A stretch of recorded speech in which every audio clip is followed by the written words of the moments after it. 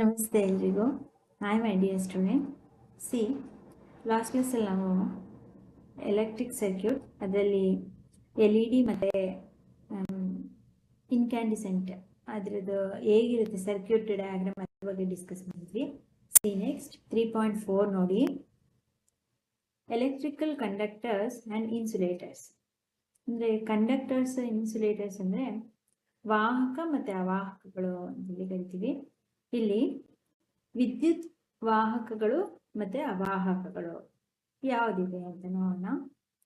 Why did we use metal wires for making electric circuits?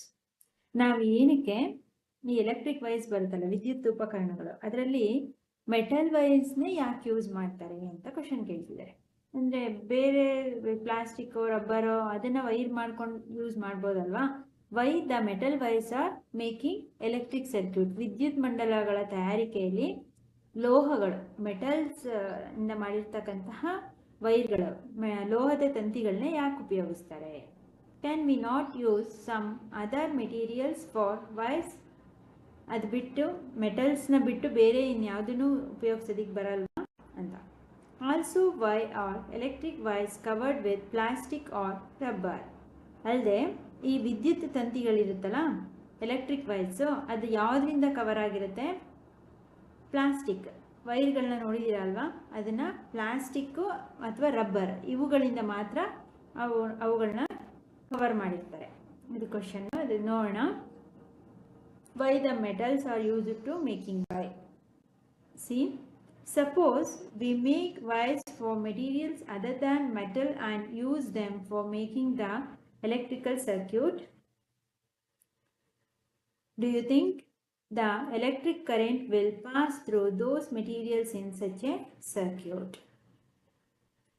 ಒಂದು ವೇಳೆ ನಾವೇನಾದರೂ we make wires of materials other than metal, ನಾವು ಲೋಹವನ್ನು ಬಿಟ್ಟು, ಮೆಟಲ್ನ ಬಿಟ್ಟು ಬೇರೆ ಯಾವುದಾದ್ರೂ ಮೆಟೀರಿಯಲ್ನ ಏನಾದರೂ ನಾವು ವೈರನ್ನು, ತಂತಿಯನ್ನು ತಯಾರು ಮಾಡೋದಕ್ಕೆ ಉಪಯೋಗಿಸಿದ್ರೆ ದ ಎಲೆಕ್ಟ್ರಿಕ್ ಸರ್ಕ್ಯೂಟ್, ವಿದ್ಯುತ್ ಮಂಡಲ ಹೇಗಾಗುತ್ತೆ? Do you think the electric current will passes through those material in such a circuit? ಕೇಳ್ತಿದ್ದಾರೆ. ಆ ಬೇರೆ ಮೆಟೀರಿಯಲ್ ಮೂಲಕ ವಿದ್ಯುತ್ತು ಅದ್ರ ಮೂಲಕ ಹರಿಯುತ್ತದೆಯೇ? ಅಂದರೆ ವಿದ್ಯುತ್ ಮಂಡಲದಲ್ಲಿ ಏನು ಮೆಟೀರಿಯಲ್ಸ್ ಯೂಸ್ ಮಾಡಿರ್ತೀವಲ್ಲ, ಆ ಮೆಟೀರಿಯಲ್ ಮೂಲಕ ವಿದ್ಯುತ್ ಮಂಡಲಕ್ಕೆ ಹರಿಯುತ್ತಾ ಅಂತ ಕೇಳ್ತಿದ್ದಾರೆ. ಅದಕ್ಕೊಂದು ಆಕ್ಟಿವಿಟಿನ ಕೊಟ್ಟಿದ್ದಾರೆ ನೋಡಿ. See 3.11 let us identify. Connect an electric cell and a lamp while leaving the two ends of wires free as shown in figure 3.15a. See ಇಲ್ಲಿ ಎ ಮತ್ತು ಬಿ ಡಯಾಗ್ರಾಮ್ ಕೊಟ್ಟಿದ್ದಾರೆ, ಅಬ್ಸರ್ವ್ ಮಾಡಿ. Conduction tester A using the conduction tester for testing a material B. ಇಲ್ಲಿ ನೀಟಾಗಿ observe ಮಾಡಿ. ಇಲ್ಲಿ electric cell and bulb, ಇಲ್ಲಿ connections of wire. ಇಲ್ಲಿ ನೋಡಿ, ಕನೆಕ್ಟ್ ಆ್ಯಂಡ್ ಎಲೆಕ್ಟ್ರಿಕ್ ಸೆಲ್ ಅಂದರೆ ಇದೆ, ಓಕೆನಾ. A lamp while leaving a two ends, lamp ಇದು. ಇಲ್ಲಿ ಲೀವಿಂಗ್ ಎ ಟೂ ವೈರ್ಸ್ ಅಂದರೆ ಇಲ್ಲಿ ಎರಡು ಬಿಟ್ಟಿರ್ತಕ್ಕಂತಹ ಈ ಎರಡು ತಂತಿಗಳು. Free as shown in figure, ಈ ಚಿತ್ರದಲ್ಲಿರೋ ಹಾಗೆ ಕನೆಕ್ಟ್ ಮಾಡೋಕ್ಕೆ ಅಲ್ಲಿ leaving. Touch the two free ends of the wires momentarily. Does the lamp glow? Touch the two free ends, ಇಲ್ಲಿ ಏನಿದೆ ಇವೆರಡನ್ನು ಟಚ್ ಮಾಡಿದ್ರೆ, ಈ ಎರಡು ಫ್ರೀ ಎಂಡ್ಸ್ ತಂತಿಯ ಈ ತುದಿಗಳನ್ನು ಎರಡನ್ನು ನಾವು ಟಚ್ ಮಾಡಿದ್ರೆ ಆ ಬಲ್ಬ್ ಗ್ಲೋ ಆಗುತ್ತಾ ಅಂತ ಕ್ವಶನ್ ಕೇಳ್ತಿದ್ದಾರೆ.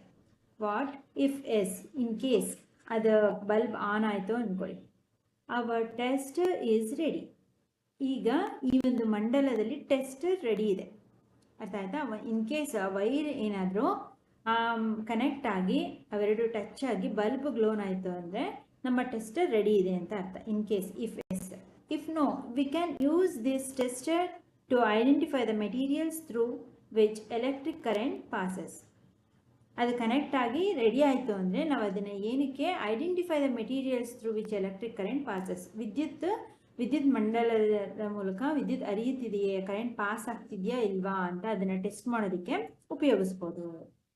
C next, collect objects of different materials such as metal spoons, coins, cork, rubber, glass, keys, pens, plastic scale, wooden block, aluminum foil, candle, sieving needle, cardboard paper and pencil lead. ನೀವಿಷ್ಟು ಮೆಟೀರಿಯಲ್ಸ್ನ collect ಮಾಡ್ಕೋಬೇಕು. ಅಂದರೆ what are the different materials can passes through the electricity ಅಂತ. ಈಗ ನಮಗೆ already ready ಇದೆ, ಗೊತ್ತು wires ಮೂಲಕ ಎಲೆಕ್ಟ್ರಿಕ್ ಕರೆಂಟ್ ಪಾಸ್ ಆಗುತ್ತೆ ಅಂತ.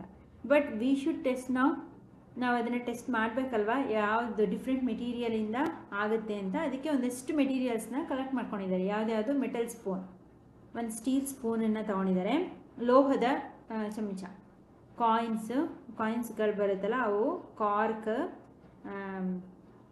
ರಬ್ಬರ್, ಗ್ಲಾಸ್, ಗಾಜು, rubber, keys, pins, plastic scale, wooden block, ಒಂದು ಮರದ ಪಟ್ಟಿ, ಅಲ್ಯೂಮಿನಿಯಂ ಫಾಯಿಲ್, ಅಲ್ಯೂಮಿನಿಯಂ ತಂತಿ ಅಥವಾ ಅಲ್ಯೂಮಿನಿಯಂ ಹಾಳೆ, ಲೋಹದ್ದು, ಕ್ಯಾಂಡಲ್, ಸೀವಿಂಗ್ ನೀಡಲ್, ಹಾಗೆ ಕಾರ್ಡ್ಬೋರ್ಡ್, ಮರದ ಕಾರ್ಡ್ಬೋರ್ಡ್ ಶೀಟ್ ಬರುತ್ತಲ್ಲ ಅದು, ಪೇಪರ್, ಕಾಗದ, ಪೆನ್ಸಿಲ್ ಲೆಡ್, ನಾಟ್ ಪೆನ್ಸಿಲ್, ಮಧ್ಯದಲ್ಲಿ ಬರುತ್ತಲ್ಲ ಬ್ಲಾಕ್ ಕಲರ್ದು ಲೆಡ್, ಪೆನ್ಸಿಲ್ ಲೆಡ್, ಇಷ್ಟನ್ನು ಕಲೆಕ್ಟ್ ಮಾಡ್ಕೊಂಡು one by one touch the free ends of the testers wires to both ends of each object you have collected. ಇಲ್ಲೇನು ಇಷ್ಟು ಮೆಟೀರಿಯಲ್ನ ಕಲೆಕ್ಟ್ ಮಾಡ್ಕೊಂಡಿದ್ದಲ್ಲ, ಈ free ends of object ಇದೆಯಲ್ಲ, ಅಲ್ಲೇನು ಎರಡು ವಯಸ್ಸನ್ನ ಟಚ್ ಮಾಡಿದ್ವಿ, ಅದು ಟೆಸ್ಟರ್ ರೆಡಿ ಆಯಿತು. ಬಟ್ ಈ ಫ್ರೀ ಎಂಡ್ಸ್ ಒಂದೊಂದು ಎಂಡ್ಸಿಗೂ ಇಲ್ಲಿ ಕಲೆಕ್ಟ್ ಮಾಡಿರ್ತಕ್ಕಂಥ ಮೆಟೀರಿಯಲ್ಸ್ನ ಅದಕ್ಕೆ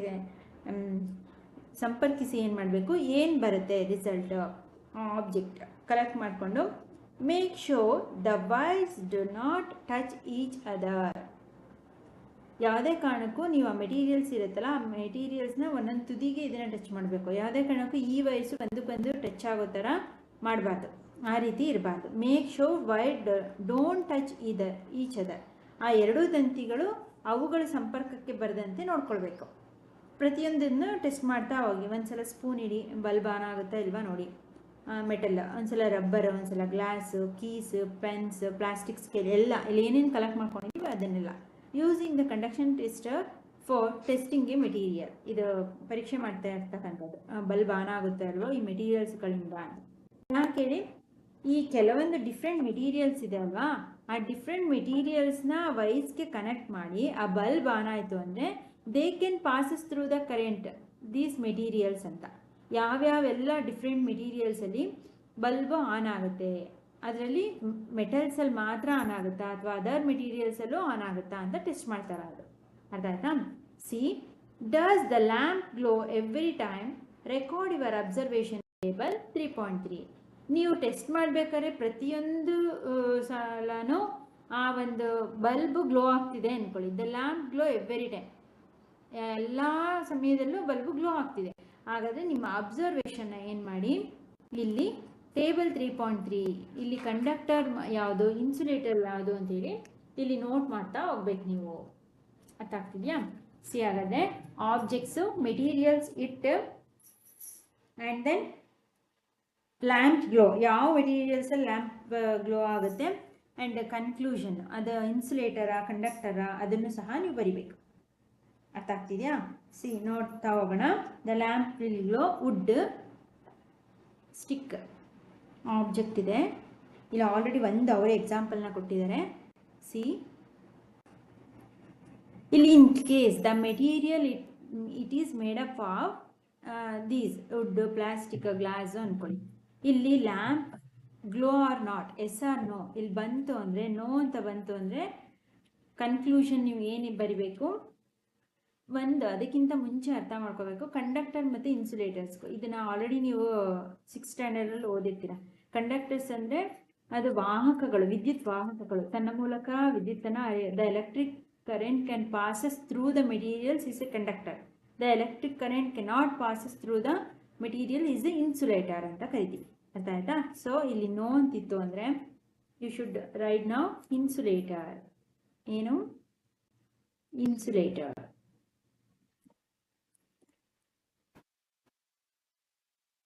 ಸಿ, ನೆಕ್ಸ್ಟ್ ಇಲ್ಲಿ ಸ್ಕೇಲು ಅಷ್ಟೇ. ಪ್ಲಾಸ್ಟಿಕ್ ಸ್ಕೇಲ್ ಅಲ್ವಾ ಕೊಟ್ಟಿರೋದು. So cannot passes through the current, the bulb will not glow, so no. Illenu insulator.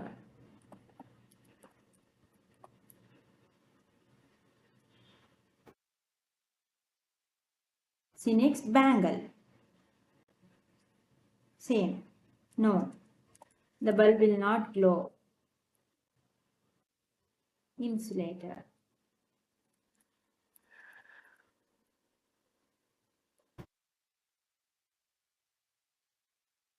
Next, paper. No, paper is also not, cannot passes through the current, so the lamp will not glow. Insulator.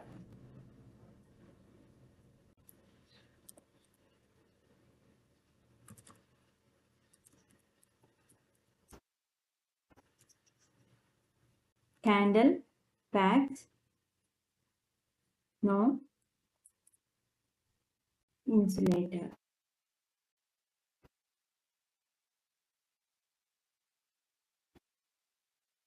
The next, key is a metal.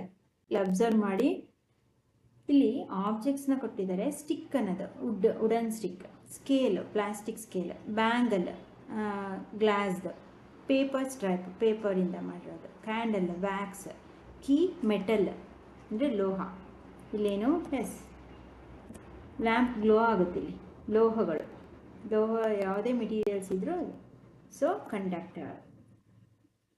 Conductor means not A bus conductor, is ವಾಹಕಗಳು ಅಂತೇಳಿ ಕರಿತೇವೆ. ವಿದ್ಯುತ್ ವಾಹಕಗಳು ಅಂತೇಳಿ.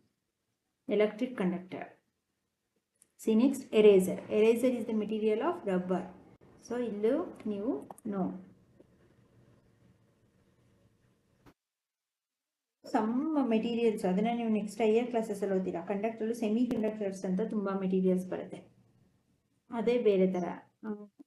ಇಲ್ಲಿ ನಿಮಗೆ conductor insulator ತಿಳ್ಕೊಂಡಿರಿ, ಆಮೇಲೆ next ಇದರಲ್ಲಿ ನೀವು ಅದನ್ನ ಓದ್ತೀರಿ.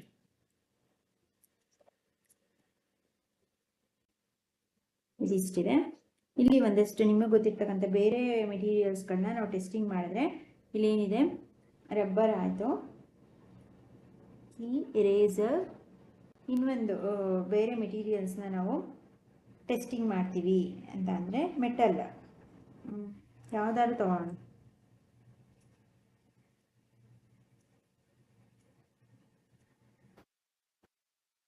ಸ್ಪೂನೇ ತಗೋಣ, ಗೊತ್ತಿಲ್ಲ. ಸ್ಪೂನ್ ಅಥವಾ ಗ್ಲಾಸ್ ಮೆಟಲ್ದ, ಯಾವುದು ಮೆಟೀರಿಯಲ್? ಇಲ್ಲಿ metal.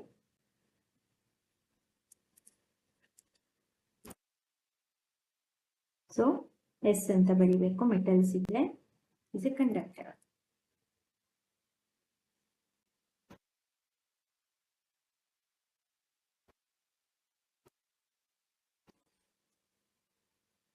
C next 9th 10 option ವರೆಗೂ ತಗೊಳ್ಳೋಣ ನಾವು. ಕಾಪರ್, ತಾಮ್ರ. ಕಾಪರ್ ಅನ್ನೋದು ಮೆಟಲ್, ಲೋಹನೆ ಅದು. Yes is a conductor.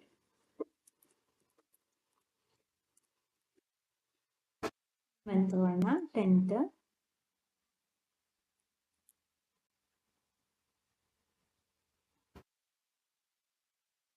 Aluminium. ವೆಸಲ್ಸ್ಗಳು ಬರುತ್ತಲ್ಲ ಮನೇಲಿ ಯೂಸ್ ಮಾಡ್ತಕ್ಕಂತಹ aluminium vessels is a metal, ಪಾತ್ರೆ.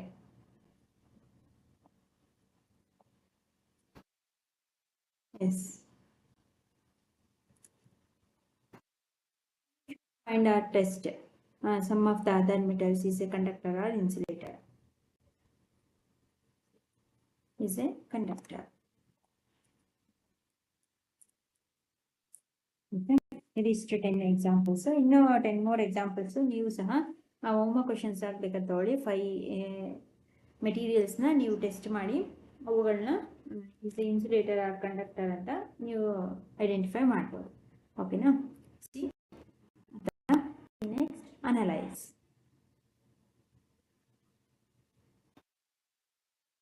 Analyze your observations. Did the lamp glow for all materials? ಇಲ್ಲಿ ಇಷ್ಟೊತ್ತವರೆಗೂ ಬರೆದ್ವಿ ಅಲ್ವಾ, ಇಲ್ಲಿ ಎಲ್ಲ ಮೆಟೀರಿಯಲ್ಸ್ಗಳಲ್ಲೂ ಆ ಲ್ಯಾಂಪ್ ಗ್ಲೋ ಆಗ್ತಿದೆಯಾ? ನೋ ಅಲ್ವಾ. Some of the materials is insulator, ಎಲ್ಲದರಲ್ಲೂ ಬಂದಿಲ್ಲ ಅಲ್ವಾ. The lamp glows for some materials only, ಕೆಲವೊಂದು ವಸ್ತುಗಳ ಮೂಲಕ ಮಾತ್ರ ಕರೆಂಟ್ ಪಾಸ್ ಆಗಿರೋದ್ರಿಂದ ಕೆಲವೊಂದು ವಸ್ತುಗಳ ಇದ್ದಾಗ the lamp will glow. Only some materials, ಅದನ್ನೇ ಅವರಲ್ಲಿ ಮೆನ್ಷನ್ ಮಾಡೋದು ಅಲ್ವಾ. ದಿಸ್ ಮೀನ್ಸ್ ದಟ್ ಏನಪ್ಪ ಇದರ ಅರ್ಥ ಅಂದರೆ, electric current can pass easily through some materials but not through others. ಏನು ಅರ್ಥ ಆಗುತ್ತೆ ನಮ್ಗೆ ಇದರಿಂದ ಅಂದರೆ, ಎಲೆಕ್ಟ್ರಿಕ್ ಕರೆಂಟ್ ಅನ್ನೋದು ವಿದ್ಯುತ್ ಶಕ್ತಿ ಅನ್ನೋದು can pass easily through some materials, ಕೆಲವೊಂದು ವಸ್ತುಗಳ ಮೂಲಕ ಮಾತ್ರ ವಿದ್ಯುತ್ ಶಕ್ತಿ ಹರಿಯಲ್ಪಡುತ್ತೆ, ಬಟ್ ನಾಟ್ ಥ್ರೂ ಅದರ್ಸ್, ಇತರ ವಸ್ತುಗಳಲ್ಲಿ ಹರಿಯಲ್ಪಡಲ್ಲ. The materials through which electric current can flow easily are called good conductors or conductors of electricity. ಯಾವ ವಸ್ತುಗಳ ಮೂಲಕ, ದ ಮೆಟೀರಿಯಲ್ಸ್ ಥ್ರೂ ವಿಚ್, ಯಾವ ವಸ್ತುಗಳ ಮೂಲಕ electric current can flow easily, ಸುಲಭವಾಗಿ ವಿದ್ಯುತ್ ಶಕ್ತಿ ಹರಿಯಲ್ಪಡುತ್ತದೆಯೋ, ಆರ್ ಕಾಲ್ಡ್ ಗುಡ್ ಕಂಡಕ್ಟರ್, ಉತ್ತಮ ವಿದ್ಯುತ್ ವಾಹಕಗಳು. What we call as is a good conductor of heat and electricity. Metals and non metals ಡಿಫ್ರೆನ್ಸ್ನ ಓದಿರ್ತೀರ ನೀವು. ಮೆಟಲ್ಸ್ ಮತ್ತು ನಾನ್ ಮೆಟಲ್ಸಲ್ಲಿ ಬರುತ್ತೆ is a good conductor and bad conductor ಅಂತ.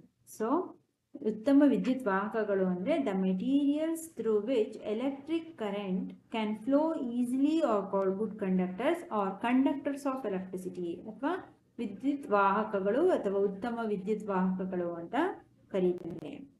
ಆಯ್ತಾ?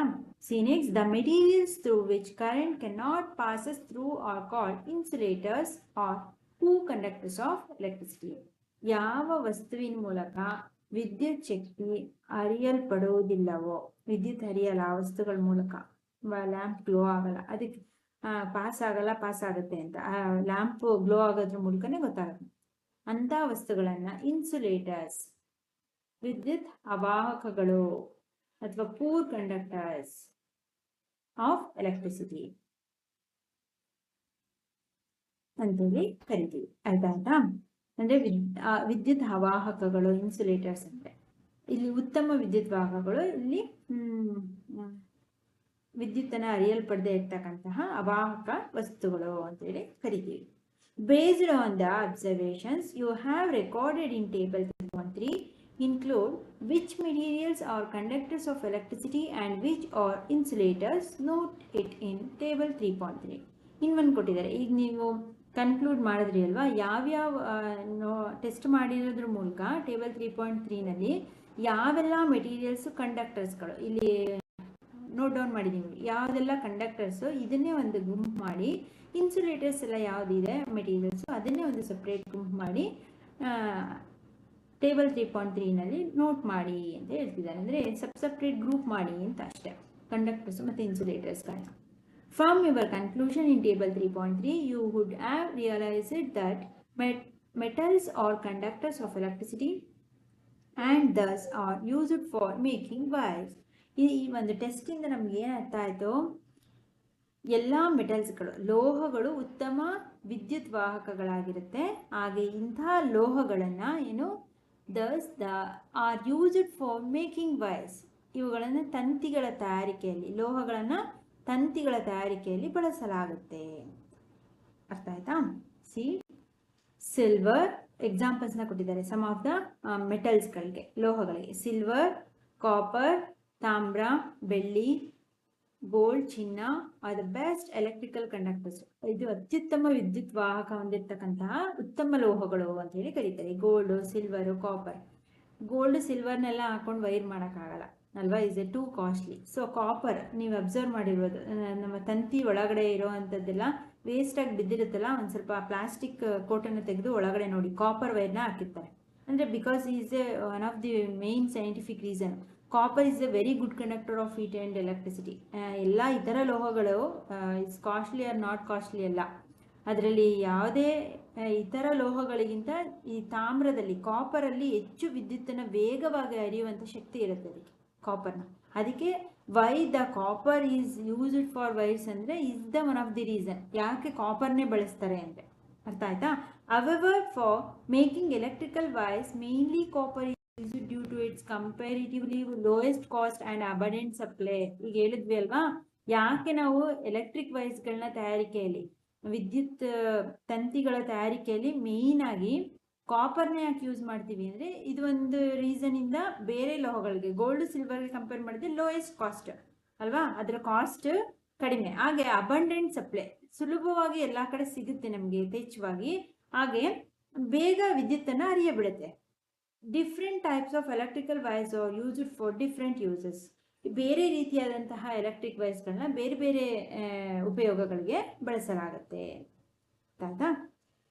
See, from table 3.3 you would have also realized that plastic, rubber and ceramics are electrical insulator. ಈ table 3.3 ಟೆಸ್ಟಲ್ಲಿ ನಮ್ಗೆ ಏನು ತಿಳ್ಕೊಂಡ್ವಿ, ಈ ರಬ್ಬರ್ ಇರ್ಬೋದು, ಪ್ಲಾಸ್ಟಿಕ್ ಇರ್ಬೋದು, ಅಥವಾ ಸಿರಾಮಿಕ್ಸ್ಗಳು, ಇವೆಲ್ಲವೂ ಇನ್ಸುಲೇಟರ್ಗಳು, ಅವಾಹಕ ವಸ್ತುಗಳು ಅಂತೇಳಿ ತಿಳ್ಕೊಂಡ್ವಿ. Have you know understood why wires are covered with those materials. ಆದರೆ ವೈರ್ನ ಕಂಡಕ್ಟರ್ಸ್ಗಳನ್ನ ಕವರ್ ಮಾಡೋದಕ್ಕೆ ಇನ್ಸುಲೇಟರ್ಗಳನ್ನ, ಈ ರಬ್ಬರು ಪ್ಲಾಸ್ಟಿಕ್ನ ಯಾಕೆ ಯೂಸ್ ಮಾಡ್ತಾರೆ, ಈ ಮೆಟೀರಿಯಲ್ಸ್ಗಳನ್ನ ಅಂತ ಕೇಳ್ತಿದ್ದಾರೆ. See, conductors and insulators are both important. ಎರಡೂ ಇಂಪಾರ್ಟೆಂಟೇ, ಕಂಡಕ್ಟರ್ಸ್ಗಳು ಇಂಪಾರ್ಟೆಂಟೇ, ಈ ಇನ್ಸುಲೇಟರ್ಗಳು ವಾಹಕ ವಸ್ತುಗಳು ಅವಾಹಕ ವಸ್ತುಗಳು ಎರಡೂ ತುಂಬ ಮುಖ್ಯನೇ. ಯಾಕೆ ಹೇಳಿ, electrical wires, switches, connectors of plugs and sockets are made of conductors. ಈಗ ನಾವು ಏನೇ ಮೆಟಲ್ಸ್ಗಳನ್ನ ಯೂಸ್ ಮಾಡಿಕೊಂಡು ಕಂಡಕ್ಟರ್ಸ್ಗಳನ್ನ ಯೂಸ್ ಮಾಡ್ತೀವಿ ಅಂದರೆ ಅದನ್ನು ನಾವು ಸುರಕ್ಷಿತವಾಗಿ ಅವುಗಳನ್ನ ಯೂಸ್ ಮಾಡಬೇಕು, ಉಪಯೋಗಿಸ್ಬೇಕು, ಏನೂ ತೊಂದರೆ ಆಗದಾಗೆ ಅಂದರೆ ಈ ಇನ್ಸುಲೇಟರ್ಸ್ಗಳು, ಈ ಅವಾಹಕ ವಸ್ತುಗಳು ಬೇಕೇ ಬೇಕು. ಈಗ ನಾವು ಪ್ಲಗ್ನ ಅದನ್ನೆಲ್ಲ ಮಾಡೋದು ಪ್ಲಾಸ್ಟಿಕ್, ಸಾಕೆಟ್ಸ್ಗಳು, ಸ್ವಿಚಸ್ಸು, ವೈರ್ಸು, ಅದನ್ನು ಕವರಿಂಗ್ ಮಾಡೋದಕ್ಕೆ ಎಲ್ಲವೂ ಈ ಇನ್ಸುಲೇಟರ್ಸ್ಗಳ ಸಹಾಯದಿಂದಲೇ ಆಗಬೇಕು. Insulators like rubber, plastic and ceramics are used to cover wires, plugs, tops and switches to protect people from electric shock. ವಿದ್ಯುತ್ ಶಾಕ್ ಹೊಡಿಬಾರ್ದು, ನಮಗೆ ಕರೆಂಟ್ ಏನು ತೊಂದರೆ ಆಗಬಾರ್ದು, ವಿದ್ಯುತ್ ಶಾಕಿಂದ ರಕ್ಷಣೆ ಸಿಗಬೇಕು ಜನರಿಗೆ ಅಥವಾ ಇತರ ಜೀವಿಗಳಿಗೆ, ಯಾವುದೇ ರೀತಿ ಅಪಾಯ ಆಗಬಾರ್ದು ಅಂದರೆ ಅವುಗಳನ್ನು ಕವರ್ ಮಾಡೋದಕ್ಕೆ, ಅವುಗಳಿಂದ ರಕ್ಷಣೆ, ವಿದ್ಯುತ್ ಶಕ್ತಿಯಿಂದ ಅಪಾಯ ಆಗದಂತೆ ನಾವು ರಕ್ಷಣೆ ಪಡಿಬೇಕು ಅಂದರೆ ಅವುಗಳ ಮೇಲ್ ಕವಚದ ರೀತಿಯಲ್ಲಿ ಈ ರಬ್ಬರ್, ಪ್ಲಾಸ್ಟಿಕ್ಕು, ಸ್ವಿಚ್ಗಳ ತಯಾರಿಕೆಯಲ್ಲಿ ಈ ರಬ್ಬರು, ಪ್ಲಾಸ್ಟಿಕ್ಗಳನ್ನ ಉಪಯೋಗಿಸಲೇಬೇಕು. ಟಾಪ್ಸ್ಗಳಲ್ಲಿ, ಪ್ಲಗ್, ವೈರ್ಸ್, ಸ್ವಿಚಸ್ಗಳಲ್ಲಿ ಇವುಗಳನ್ನ ಬಳಸಲಾಗುತ್ತೆ. ಗೊತ್ತಾಯ್ತಾ? ಸಿ, ನೆಕ್ಸ್ಟ್ ಕಾಷನ್ 1 ನೋಡೋಣ. Our body is A conductor of electricity. ನಮ್ಮ ದೇಹ ಸಹ ವಿದ್ಯುತ್ ವಾಹಕದಂತೆ, ಎಲೆಕ್ಟ್ರಿಸಿಟಿ ಪಾಸ್ ಆಗುತ್ತೆ ನಮ್ಮ ಬಾಡಿಗೆ ಅಂತ ಟ್ರೈ ಮಾಡೋಕೆ ಹೋಗ್ಬಿಡಿ ಶಾಕ್ ಹೊಡ್ಸ್ಕೊಳ್ಳೋದಕ್ಕೆ. Electric current passing through our body may cause severe injury or even death. ನಮ್ಮ ದೇಹಕ್ಕೆ ಏನಾದರೂ ಕರೆಂಟ್ ಪಾಸ್ ಆಯಿತು, ವಿದ್ಯುತ್ ಶಕ್ತಿ ಅಂದರೆ ಅದರಿಂದ ತುಂಬ ಹಾನಿನೂ ಆಗುತ್ತೆ, ಅಂಟಿಲ್ ಎಲ್ಲಿವರೆಗೆ ಸತ್ತು ಹೋಗ್ತಾರೆ. ಕರೆಂಟ್ ಹೊಡೆದು, ಶಾಕ್ ಹೊಡೆದು ಸತ್ತೋದ್ರು ಅಂತ ಕೇಳಿರ್ತೀರಲ್ವಾ, ಏನಾದರೂ ಲೈಟ್ ಕಂಬ ಅಥವಾ ವೈರ್ಸು ಅಥವಾ ಮನೇಲೇ ಏನಾದರೂ ಶಾರ್ಟ್ ಸರ್ಕ್ಯೂಟು ಈ ಥರ ಎಲ್ಲ ಆಗಿ ಇದರಿಂದ ಇಂಜುರೀಸು ಆಗುತ್ತೆ, ಈವನ್ ಡೆತ್ ಸಹ ಸತ್ತು ಹೋಗ್ತಾರೆ ಕರೆಂಟ್ ಪಾಸ್ ಆದರೆ ನಮ್ಮ ಬಾಡಿಗೆ. Always handle electrical appliances with care, never touch switches or plug with wet hands. ಆದಷ್ಟು ಎಲೆಕ್ಟ್ರಿಕ್ ಉಪಕರಣಗಳ ಹತ್ರ, ವಿದ್ಯುತ್ ಉಪಕರಣಗಳ ಹತ್ರ ಎಚ್ಚರಿಕೆಯಿಂದ ಇರಬೇಕು. ಸುಮ್ಮನೆ ಅನಾವಶ್ಯಕ ಪ್ಲಗ್ ಅವುಗಳನ್ನ ಮುಟ್ಟೋದು ಅಥವಾ ನೀವು ಒದ್ದೆ ಇರುವಂಥ ಕೈಗಳಲ್ಲಿ, ವೆಟ್ ಹ್ಯಾಂಡ್ಸಲ್ಲಿ ಅಥವಾ ಒದ್ದೆ ಬಟ್ಟೆ, ಒದ್ದೆ ಕೈ ಇದ್ದರೆ ಯಾವುದೇ ವಿದ್ಯುತ್ ಉಪಕರಣಗಳನ್ನ ಮುಟ್ಟಬಾರ್ದು. Use electrical devices in wet areas or handle equipment with damaged insulator or broken plugs. ನೀವು ಯಾವುದೇ ಎಲೆಕ್ಟ್ರಿಕಲ್ ಡಿವೈಸಸ್ನ, ವಿದ್ಯುತ್ ಉಪಕರಣಗಳ ಬಳಸ್ತೀರಾ ಅಂದರೆ ಅವುಗಳನ್ನ ವೆಟ್ ಏರಿಯಾದಿಂದ ಆದಷ್ಟು ದೂರ ಇಟ್ಟಿರಬೇಕು. ನೀರಿದೆ ಅಥವಾ ಜಾಗ ಒದ್ದೆ ಆಗಿದೆ, ತುಂಬ ನೀರಿದೆ ಅಂತ ಅಂದರೆ ಆ ಎಕ್ವಿಪ್ಮೆಂಟ್ಸ್ಗಳನ್ನ ಅಲ್ಲಿಂದ ದೂರ ಇಡಬೇಕು. ಇದರಿಂದ ಏನಾಗುತ್ತೆ, ಅಲ್ಲೇನಾದರೂ ಇದ್ದರೆ ಶಾರ್ಟ್ ಸರ್ಕ್ಯೂಟು ಅಥವಾ ಡ್ಯಾಮೇಜ್, ಅದರಿಂದ ಅಪಾಯ ಉಂಟಾಗೋ ಚಾನ್ಸಸ್ ಇರುತ್ತೆ. ಅಥವಾ ಇನ್ಸುಲೇಟರ್ಸ್, ಅದಕ್ಕೆ ಕವರಿಂಗ್ ಇದ್ದರೂ damaged insulators or broken plugs ಇದ್ದರೆ, ಮುರಿದೋಗಿರ್ತಕ್ಕಂತಹ, ಕಟ್ಟಾಗಿರ್ತಕ್ಕಂತಹ ಇನ್ಸುಲೇಟಿಂಗ್ ಎಲೆಕ್ಟ್ರಿಕ್ ಮೆಟೀರಿಯಲ್ಸ್ ಇದ್ದರೆ ಅದನ್ನು ಸಹ ಅಲ್ಲಿಂದ ವಿಲೇವಾರಿ ಮಾಡಬೇಕಾಗ್ತದೆ, ಬೇರೆ ಕಡೆಗೆ ಸಾಗಿಸ್ಬೇಕು. ಅದಾಯ್ತಾ? ಇಷ್ಟರಲ್ಲಿ ನೆಕ್ಸ್ಟ್ ಕ್ಲಾಸಲ್ಲಿ ನಾವು ಕಂಟಿನ್ಯೂ ಮಾಡೋಣ. Have you ever wonder how the ಎಲೆಕ್ಟ್ರಿಸಿಟಿನ? ಏನಾದ್ರು ಡೌಟ್ಸ್ ಇತ್ತು, ಅರ್ಥ ಆಗಲಿಲ್ಲ ಅಂದರೆ ಕಮೆಂಟ್ ಮಾಡಿ, ಆ್ಯಂಡ್ ಆದಷ್ಟು ಶೇರ್ ಮಾಡಿ. ಆ್ಯಂಡ್ ನಾನು ಕೊಡ್ತಕ್ಕಂಥ ಹೋಮ್ವರ್ಕ್ ಕ್ವಶನ್ಸ್ಗೆ ನೀವೇ ಆನ್ಸರ್ ಮಾಡೋಕ್ಕೆ ಟ್ರೈ ಮಾಡಿ. ಈಗ ಸದ್ಯಕ್ಕೆ LBA ನೋಟ್ಸ್ ಕೊಡೋವರೆಗೂ ಎಕ್ಸಸೈಸ್ ಕ್ವಶನ್ ಆ್ಯಂಡ್ ಆನ್ಸರ್ಸ್ದು ನೋಟ್ಸ್ ಕೊಡ್ತೀನಿ. ಅದ್ರ ಜೊತೆಗೆ ಈ ಹೋಮ್ವರ್ಕ್ ಕ್ವಶನ್ಸ್ನ ಅಡಿಷನ್ ಕ್ವಶನ್ಸ್ ಆಗಿ ಬರೆದಿಟ್ಕೊಳ್ಳಿ. ಓಕೆನಾ? ಇವತ್ತಿನ ಹೋಮ್ವರ್ಕ್ ಕ್ವಶನ್ ತೊಗೊಳ್ಳಿ. ಇದಕ್ಕೆ ಆನ್ಸರ್ಸ್ ಕೆಳಗಡೆ ಸಿಗುತ್ತೆ. Why are electric wires covered with plastic or rubber?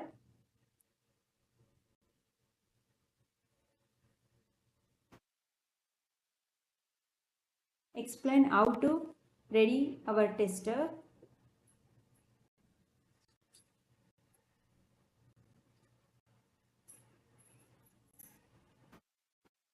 Identify the conductors and insulators of other some materials. Why other materials? Define good conductors. Give 2 examples. Good conductors or conductors of electricity. Define insulators or poor conductor of electricity and give 2 examples. Why the copper is used to making wires, electrical wires.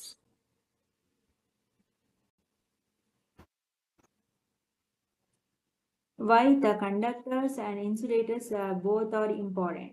Write a short note on conductors and insulators are important. Okay, still, thank you.